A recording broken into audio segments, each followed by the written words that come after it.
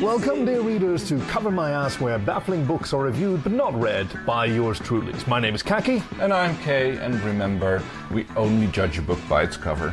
And we find ourselves once more in the towering stacks of your library where 2 months in I'm growing ever more at home. I've been exploring. My book Tipi is very effective. It keeps me warm at night. You've gone for more of the bricklaying method of building a teepee by stacking circles of books. It occurred to me that the waterproofness of the pea vellum was not necessary since it never rains here. Yeah, and as I tried to explain to you last time. Yeah, I wasn't listening. Today's book is Godsfire by Cynthia Felice. I believe it's the Little Librarianess's favourite book. Yes, she absolutely loves it. I've tried moving it to its proper place in the library with a heat lamp above it. You can see the little pedestal with the book, and I had to build a spiral staircase of other books around it so she can get up. She doesn't jump very well anymore. She's a little tough in the hips, as they say. Yeah, or you could call her a fat ass, but not to her face. If you look down at your podcasting device, you should be seeing today's cover, and if not, you can look in the show notes for an image and a link. Your eyes are immediately drawn to the regal feline face towering over.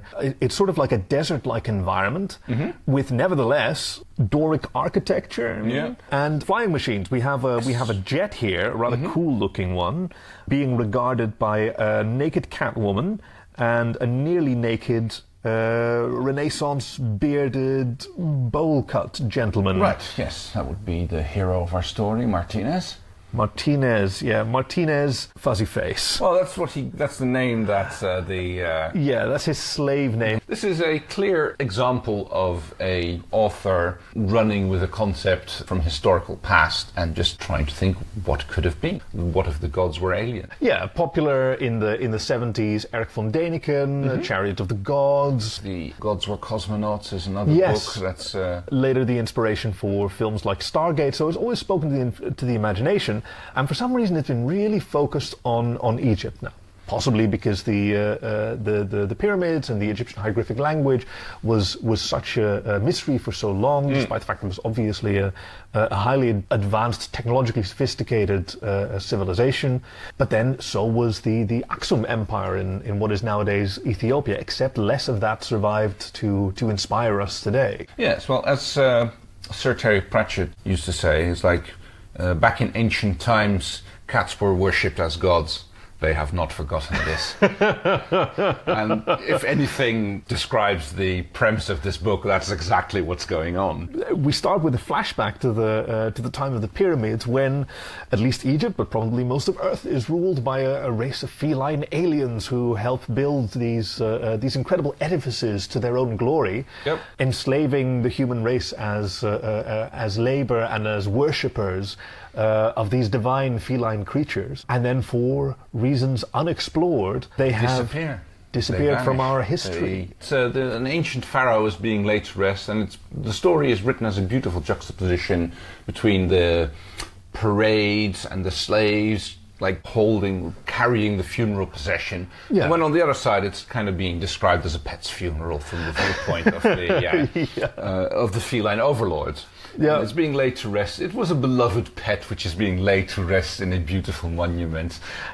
In the way that, the pharaohs buried their own pets with them, so too do the feline overlords bury their beloved subjects with great pomp and circumstance. We go to modern-day Egypt, where a bunch of tourists are hanging around the Acropolis, trying to lure some of the stray cats with bits of food. Yeah, and, taking pictures with their disposable little Kodaks. This was the 70s, perhaps early 80s. I didn't check the inscription on the book. But short shorts, plastic sunglasses, white headphones, straw hats. Yes, exactly. All of that is. Suddenly, there's a image where the Parthenon lights up, and suddenly it seems to be back in its previous glory. When there was just a few columns and barely the hint of a roof, it suddenly seems to be back in the glory that it should have been thousands of years ago. Restored, basking in this bright light shining out from between the pillars. At the cost of anyone who happened to be standing near it. Yes, it's a bit of a, Judgment Day moment. It was a good predecessor to, speaking of Roland Emmerich movies, Stargate, also Independence Day, because we have a whole series of these vignettes where we're introduced to unimportant characters in other locations in the world that are beset by the sudden arrival of this impossibly bright light that restores ancient monuments and buildings at the cost of modern lives, modern buildings, modern construction. Yeah, large parts of the city being blasted away by the sudden shock wave that protrudes from the new building or the old building, really, which is suddenly back in its place. Or just a clear space for a new structure descending from the heavens. Yep, bringing in the arrival of the old feline overlords coming back to reclaim their old territory. Just moving back in, ours now. Yep, we touched it last. We licked it last, yeah, exactly. I rubbed my face on it before I left. It's like essentially, imagine moving into a new house and suddenly this cat comes walking in because it used to live there before you did. And now it's considered I don't know who these new people in my house are, but I used to live here and I still do. Still mine. It's still mine.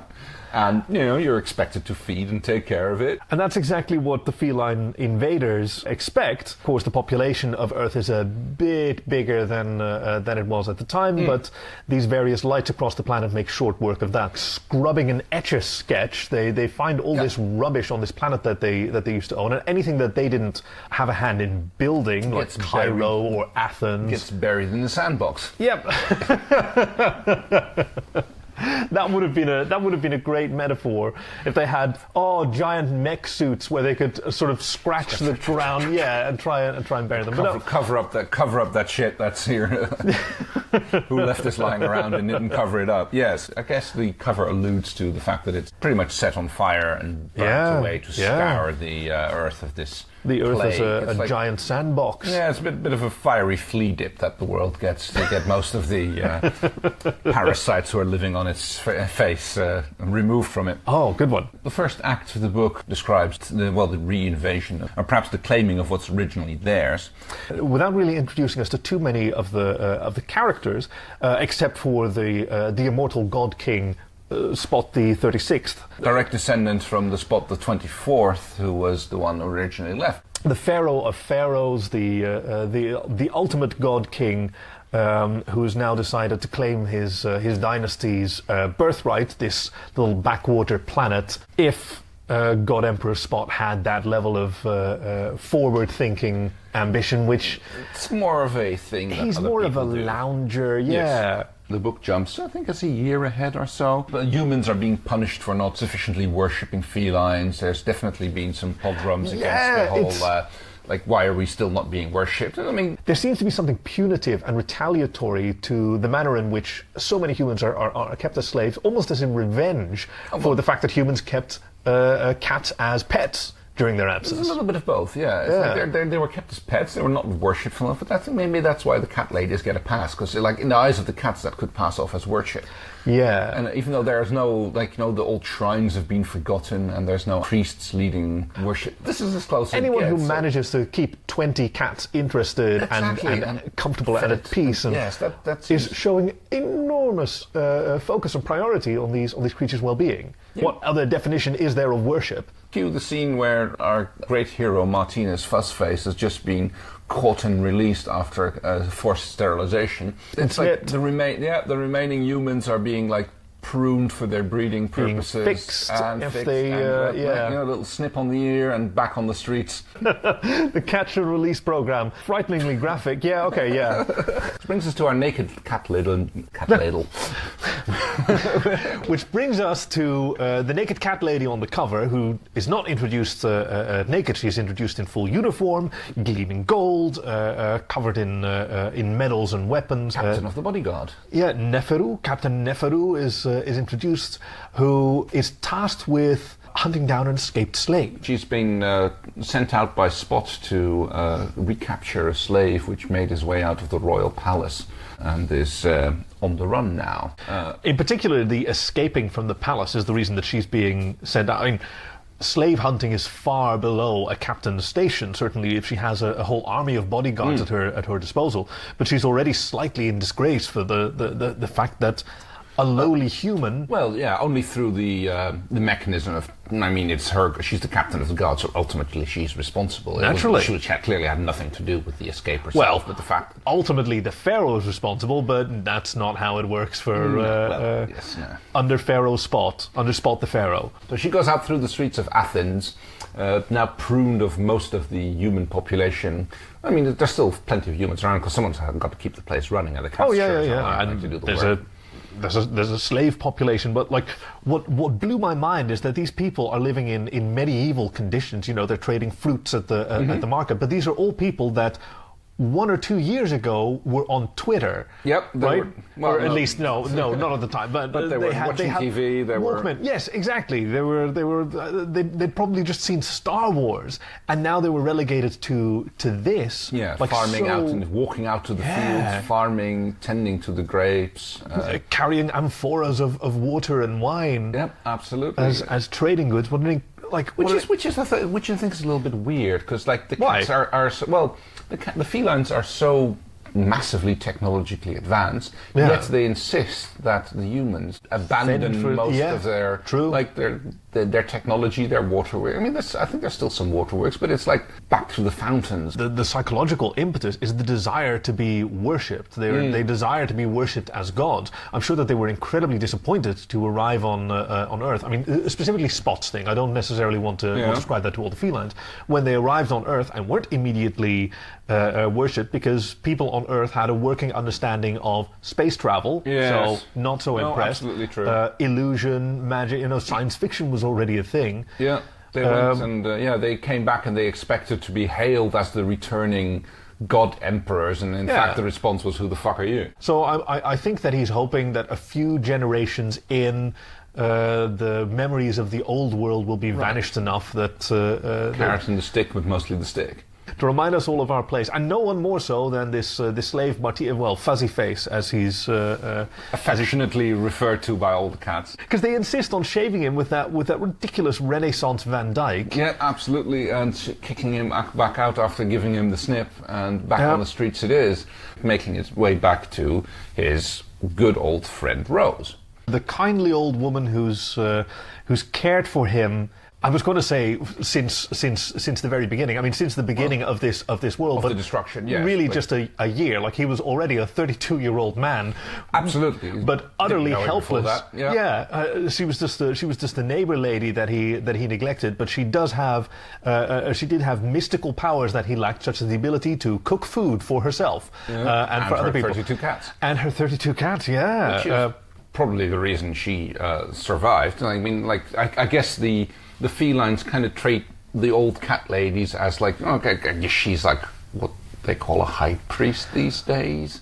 It's like sort of an Apparatchik. I mean, they're already, maybe Capo. Oh, I like that. it's a little bit of a mix of that, I think. But it's someone who has demonstrated that they understand how the game is played, and so you get to sit at the big table, even though you're small fries. Yeah, absolutely.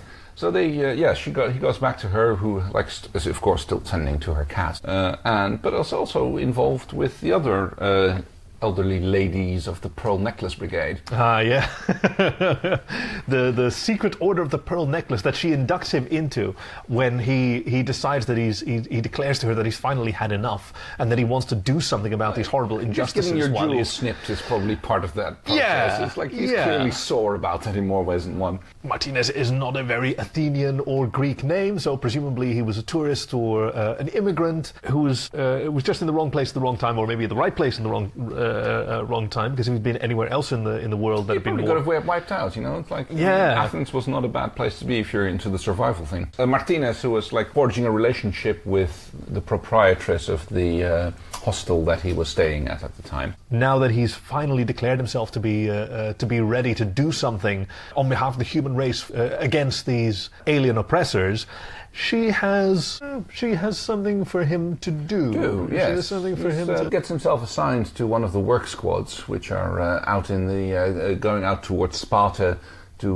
work the fields there, ostensibly to feed the populace, because of course the felines they need to be fed as well. So it's mostly beef and other cattle which is being herded. Animal husbandry, and grazed out there because They like their choice bits of meat. You know, the otter noses and the peacock tongues. I wonder if that's a reason that they that Emperor Spot liked Earth, like the particular wildlife and food animals being farmed here. Maybe that's why. That they were a bit of a delicacy. Maybe that's why Spot the 64th chose to go back here, because of the accounts in the family ledgers of that Earth is delicious. Right. A little chef kiss. Which, of course, leads to the question, why did they leave in the first place? We do get our first clues toward that ultimate resolution when he joins this secretive team of labourers that steal under cover of night to the concealed fields of Sparta at the direction of kindly Aunt Rose, because what's growing out there is not just food for the slave population, but it's a secret illegal plantation. Nefata kata. Yes. Also known as catnip. Catnip. Now, initially, a bit of a side hustle, because it is a recreational drug among a lot of the soldiers. So this is where we learn about the secret plot about the escaped slave who was basically ferrying Nip into the palace. Yeah. Something that evidently the pharaoh still frowns upon, and at least some of the guards are apparently sympathetic enough, or they treat him as a dealer. In particular, Neferu's own partner, Hepseth, who is the center spill in the network. He takes receipt of the goods. Of the merchandise. Yes. The Purrchandise.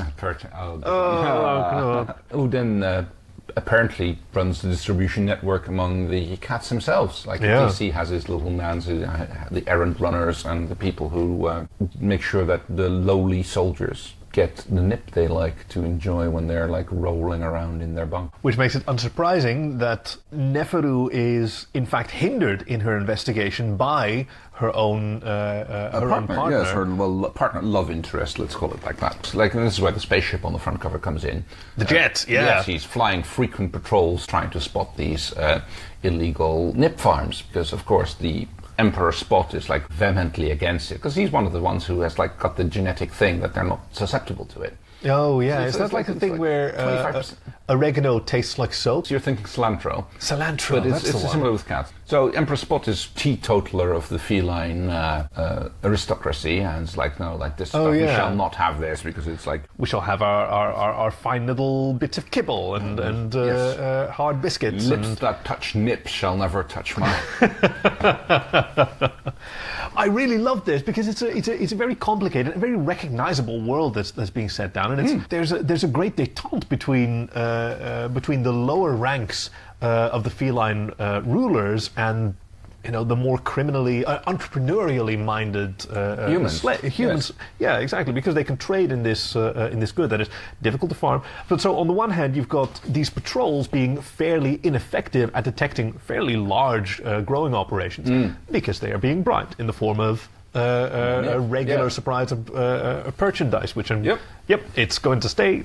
And of course, Hepseth uses this to his advantage. He figures out which suppliers are his, and he kind of tries to work out which ones, which farms he should avoid finding on his regular patrols. Exactly. He's playing them off against each other. It's these guys are they're not supplying to me, so use the death ray and burn away their fields. The Godsfire, yeah. The Godsfire, yeah. So that's why he resisted. Mention is made that Neferu was promoted over him, that he declined the promotion. Yeah. He wants to stay in the pilot seat. Yeah, absolutely. He wants. That's where he's making the most of his. He got his position in control. And this, at least the feeling I get, is that this is a plant which is very much indigenous to Earth and not brought back. We have all of these factions playing against each other, but we'd also mentioned previously the Order of the Pearl Necklace, which I love that's what it's called. I love that, it is the secret underground of cat ladies running a resistance, essentially, because they have experience in managing herding cats. Essentially herding cats, yeah. They know how to do this. They know how to play them. They know how to read them. And it applies to humans as well. Skittish, unpredictable, having to manage insurgent cells and keeping secrets and passing on intelligence. I mean, they're the biggest gossips that they were around. They walk around with their age. Zimmer frame strollers, and they're feeding the ducks, and they're like talking to each other, and it's the perfect dead drop. Absolutely handoff. perfect. Yeah, we're still on it. Yes, I guess we are. We get one cat book. We're going to make the most of it. Come on. Third act of the book, we are led into a exciting tale of chases. Tail chasing? Tail chasing. Oh, yes. Yeah.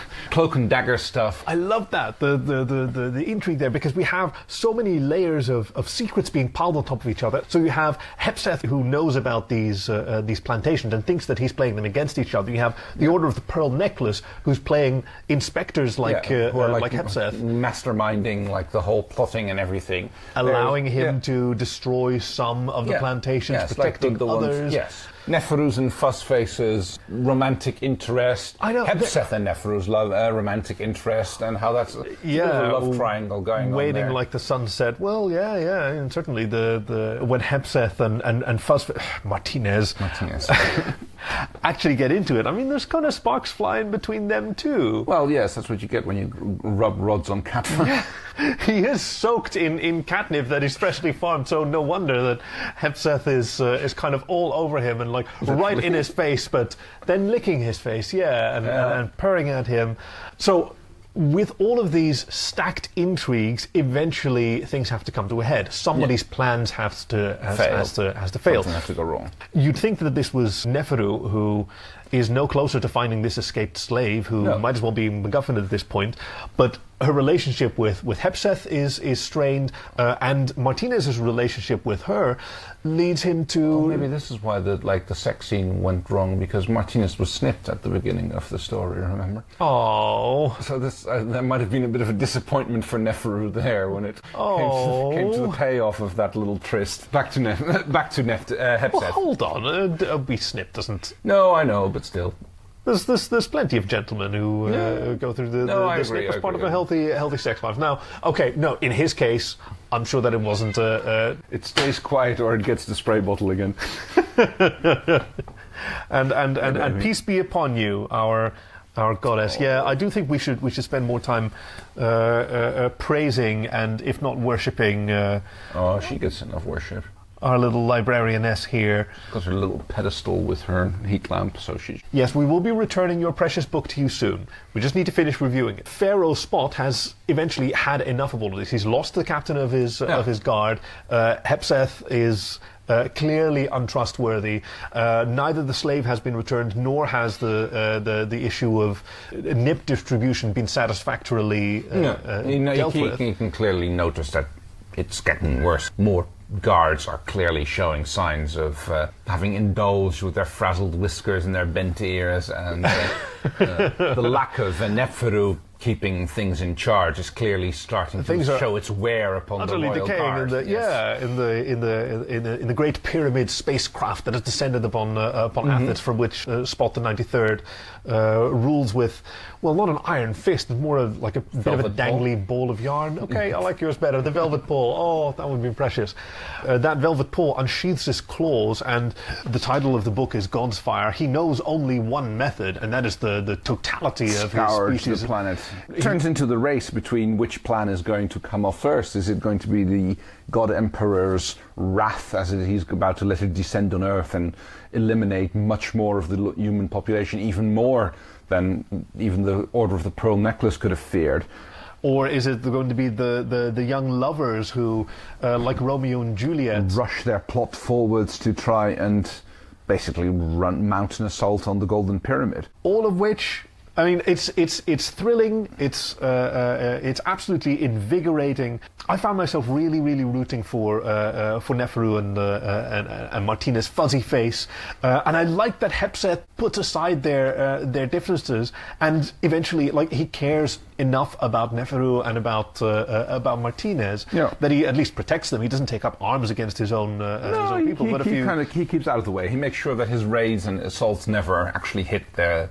I really felt for him. I found him a very sympathetic person. But this is where I loved the cat ladies. Like, they were my absolute... Because I come from a rather large family. I know a lot of cat lady types on the Irish side who are just like keeping everybody in check by their rumor mongering, and MI6 has something to learn from some of my aunts. But so it came to me as no surprise that the Order of the Clutched the Order of the Pearl Necklace would be Order of the Clutched Pearls. Yeah, that would be. Oh, that's an entirely different novel. Would be a step ahead of all of them, and that the very weapon that Pharaoh Spot, the 153rd, sought to level his enemies with, is what they were counting on to ignite the final stage of their plan. Yes. Like that weapon landing on fields. It's like the world's biggest vaporizer gets used to douse all of the exactly all of the unpopulated areas by the feline overlords with, because he thinks he just wanted to burn these plantations, not realizing that the weapon would cut through the massive stockpiles of aerosolizable, which had been hoarded up, and it leaves him like walking around with his more than decimated guards, because there's like only 20% left who are just like who are conscious, and everybody else is just like rolling around and purring and just fucking face rolling on Molly. And the remains are easily swamped by the human resistance, which is like gathers up the weapons from the incapacitated felines, and they rushing sweep out, in. and we find out that this is pretty much what happened the first time round. The humans realized that they had no ability to poison the atmosphere, but the felines did. Yeah. All they had to do was give them a target. It was a great plot. I loved how it was set up, and like I said, the multiple levels of intrigue, plotting, and like the grand, what do you call it? The chess mastering between of the little old ladies who are playing everybody against each other, and like basically keeping control of everything, which is what they do in real life. Which is like I'm pretty sure that Cynthia Felice, she has a cat lady aunt in her life, same as I did. If she isn't one herself, well, that would be telling. So nobody exactly. I think the Order of the Clutched Pearl frowns upon breaking confidence like that. Absolutely. The new status quo sees the forces of the Pharaoh retreating from Earth. Neferu, as one of the resistant, can stay here despite the contaminated atmosphere. Hepseth unfortunately has to say goodbye. As much as he loves it, it's clearly no good for him, so they have to smuggle him back onto the... that was a really cracking final scene. Yeah, I think it might have been a setup for a sequel. Yeah. We can only hope, because I was riveted start to finish. But yeah, the poetry of after an escaped slave triggered this entire scenario, that these two escapees would seek to sneak back into the departing spaceship to save their friend / lover, get him back on the ship so he can return home and hopefully live long and prosper there. We've yet to see, and then they live happily ever after, I suppose, in this benighted wasteland. Might be again the longing gaze that you see on the front cover of the book. Oh yeah, maybe two that's of them it. Looking at they finally made it. Yeah, maybe he does a last flyby. I mean, that's a lovely thing. It doesn't happen like that way in the book, but I can see how that would be like. It's not the God Emperor ship, but it would definitely be a similar. And thing. then that would be. I mean, the feline face at the top, like. It baffled me who that was supposed to be. Whether maybe it's Hepseth. I mean, they both have very, very fond memories of. Kind of like with the slightly not dismayed, looked kind of like sad expression. Of, forlorn, like the one that got away. Started out as their both of their greatest adversary, but they found peace and love and longing together. Oh. So, how are we going to rate this book? Oh, you're going to turn the tables on me again. No, I'm just asking how are we going to rate it? Not like I'll rate it. Well, okay, good. Okay, what's a good cat number? 9. 9. Yeah, obviously. Yeah, very good. 9 hairballs. 9 out of hairballs. 9 hairballs. Hairballs are terrible. Yeah, okay. Well, then we rate it the other way around. So if we rate it out of hairballs 9 to 1, I would give it 2 hairballs. That's good? That's good, because 9 hairballs is bad. So 2 hairballs is better than 9 hairballs. Okay, so they're like demerits. Like, what do you consider? What was the first hairball? What was the first real disappointment that you had in this book? Because I know one. Well, go on. I didn't really have one. Oh shit! To the readers at home, we'd love to hear what you thought, whether you listened or not. So drop us a line sometime. We're Cover My Asscast on Twitter and Facebook, if that's your thing, or even better, leave a nice review on iTunes or whatever, because we sure do appreciate the help. Now, what do you have in store for us next time? Yes, next week we will be reviewing an evergreen by Jack Douglas. It's the Jewish-Japanese Sex and Cookbook and How to Raise Wolves. That about covers it. Thank you for joining us at Cover My Ass, where baffling books are reviewed but not read by yours truly. My name is Khaki. And I'm Kay, and remember, we only judge a book by its cover. What's this book again? The